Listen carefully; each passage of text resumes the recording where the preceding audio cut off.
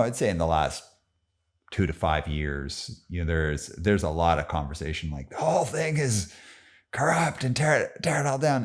And one thing that I factually know about both you and I and many people who are punks who are also part of like the legit like professional corporate world, we don't disagree with that. Like, yeah, there's crazy bad stuff that's happening, but like you don't just be like, all right, and done with that. Like, this isn't a discharge song. Like, it's right. Things need to change, but we can't just make capitalism not exist. It exists, and we have to. I like what you said. You got to start from where you're at. Right. Yeah, because I think that's often the complaint I have with.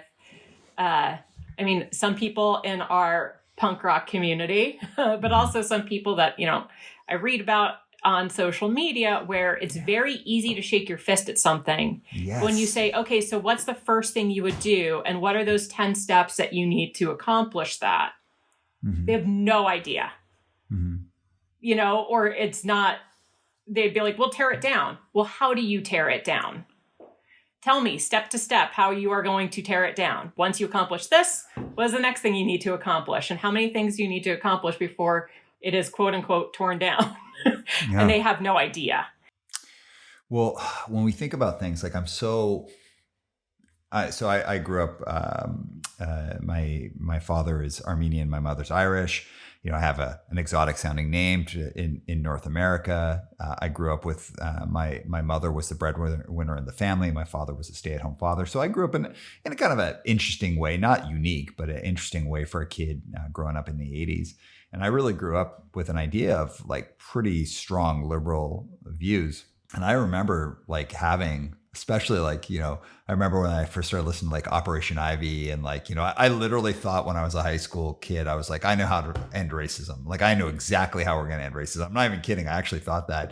And then you just get a little bit older and you're like, damn, like there's this like, white kid coming up from like the safe suburb, Calgary, Alberta, thinks they got all the answers and doesn't know shit about shit. I don't know anything about the world. I don't know anything about like the pressures that keep things in place and why good people do bad things and bad people do like good people do bad things and then bad people do good things and all the complexities. So that idea, like when like one group of the population is like, tear it down. The other one's like, it's more complex than that. This is this like trope that we're all stuck in. It's the Dunning-Kruger effect.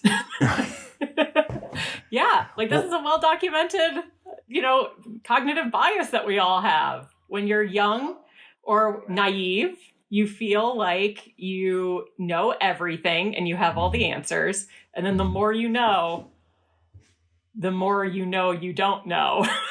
Right. And you realize how much more complex it is. Yeah. But you still want that thing. And again, that's why like your story is so interesting to me, because you're one of the few people I know who's from like, again, the punk scene, but you're actually in the fray. And I'm not taking away from any of our friends or anyone that we know that's, let's say, go into social work or therapy or frontline work or any of that, because it's all super, super important work, really, really valuable. You're doing like the work in the corporate world where like this is like you're the person who's in the mix and actually seeing the stuff and hitting it face on.